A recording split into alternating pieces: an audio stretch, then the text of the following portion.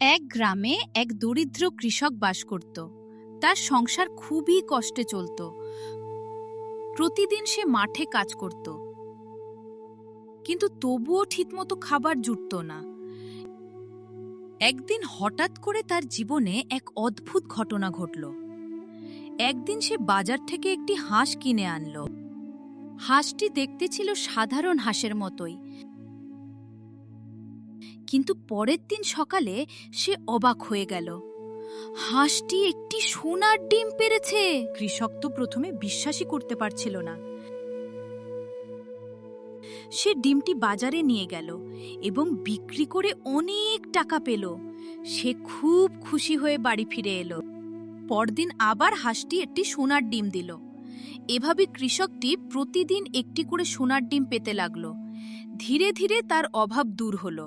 সে ভালোভাবে সংসার চালাতে লাগলো। কিন্তু কিছুদিন পর কৃষকের মনে লোভ জন্মাতে শুরু করল।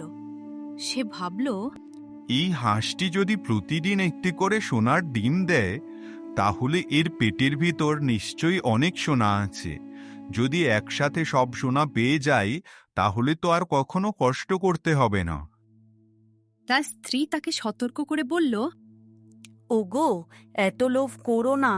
আমরা তো ভালোই আছি। ধীরে ধীরে যা পাচ্ছি সেটাই যথেষ্ট। কিন্তু কৃষক তার স্ত্রীর কথা শুনল না। তার মনে শুধু দ্রুত ধনী হওয়ার চিন্তা ঘুরতে লাগল। একদিন সকালে সে সিদ্ধান্ত নিল, আজকেই হাঁসটিকে হত্যা করব আর সব সোনা একসাথে বের করে নেব। সে হাঁসটিকে হত্যা করল এবং তার পেট কাটল। কিন্তু ভেতরে কোনো সোনা পেল না, শুধু সাধারণ হাঁসের মতোই ভেতরটা।